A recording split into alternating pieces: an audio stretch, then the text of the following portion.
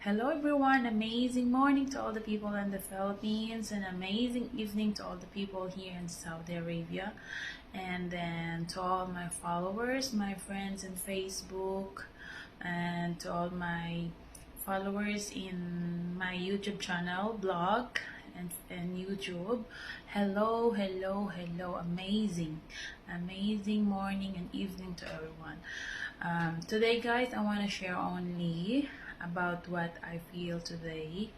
Yung I got a calls. I received a calls international, which is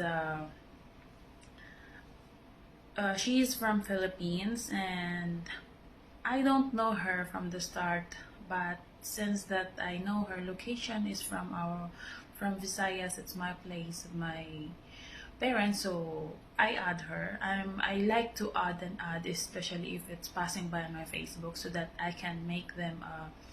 I want a lot of likes and followers in my Facebook because I have a page group for selling, so maybe they will buy or like that. Since this girl, when I was in the Lebanon vacation with my employer, she messaged me, she told me how much is the like this, because she wanted to buy. Then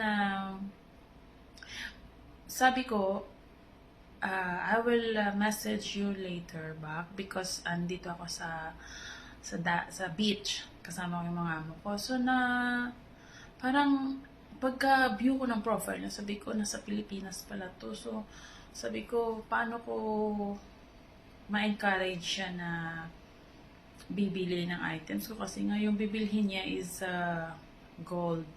So laking tuwa ko guys, kasi pag yung tao kilala ka at yung background mo sa social media or sa public or sa inyong lugar, na yung mabait ka, hindi naman ako hindi ako nagsabi na mabait ako. Suplada ako, char. Joke lang. Ayaw kong maging bait-baitan. Kung sino ako, is yun talaga ako. So, sa online selling, kailangan natin ng loyalty, trust, and honesty. Yun yung hinahanap ng isang customer, at lalo na ako na seller. So, tumawag siya, nag-usap kami, medyo matagal-tagal din. Pangalan niya si Idalia. Ma-mention ko na lang siya, si Nang Dalia from Tapulang Mayon Capiz. Doon yan siya sa amin. So, tumawag siya, grabe yung kaba ng dibdib ko, kasi sabi niya, hello? Si Nilisa Espinosa Tunugan eh. Grabe, complete talaga yung pangalan ko. Sabi ko, hala, saan to galing? Parang India yung boses ko, wala na akong utang. Yun pala, sabi niya, anak ka ba ni Aliho at ni Annabel, si Nong Tikboy, yun yung palayaw ng papa ko at saka ni Annabel. Sabi ko, opo. Dito ka ba nakatira sa Tapulang? Sabi ko, noon. Pero yung mga magulang ko nandyan. Pero actually, dyan ako uuwi. Sabi ko. Tapos sabi niya, okay. Ano po yung payments, ano po yung method payments ng ng gold jewelry mo? Ganon, sabi ko, ay, alam niyo, nakahinga ako ng konti. grabe yung kaba ko, pero sabi ko, bakit ako matatakot? So, ganon. So, na-realize ko na kapag ikaw ay yung mabuti kang seller, at saka nakikita ng tao na mapagkatiwalaan ka, kahit anong layo pala, anuhan ka talaga ng customer, yung habulin ka talaga. Especially na yung background ng family namin. Yung background ng family namin, hindi naman ako nagsasabi na perfect, ganon. Siyempre, mahirap lang.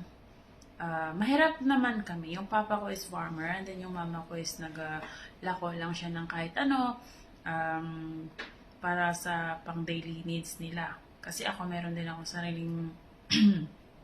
sariling ginagastosan, at saka iniisip ko rin yung future ko. Pero actually, tumutulong ako sa kanila. So, since nakilala nila yung family ko, so yun, ano siya, sabi niya, gusto ko sanang magbili. Kasi, parang mura dyan sa Saudi. Tsaka, kailan ka ba uwi? Ganon. Sabi ko, ayun, in-explain ko, ganito, uwi ko. Tapos, sabi ko, sige, walang problema. Sabi niya sa akin, pwede mo naman ako personal background. Sabi niya sa akin, pwede mo i-personal background yung ano ko, kung sino ako, kung mapagkatiwalaan mo ako. Sabi ko, okay lang nang, sabi ko sa kanya. Kasi ako, sa negosyo, una-una sa lahat, nagtitiwala ako sa mga customer. At masisigurado ko naman, at nakikita ko naman yung customer na trusted siya, yung sigurado na bibili siya at hindi siya ano lang yung bogus minors, gano'n. So, ayun, tinanggap ko yung order niya at dadalhin ko pag-uwi. So, yun lang guys, kahit masasabi ko is kahit anong agaw ng mga kapwa ko, online seller ng mga customers ko, mayroon pa rin paparating at nagpaparami po yung mga customers ko na lumalapit sa akin. Yun lang po, thank you, bye!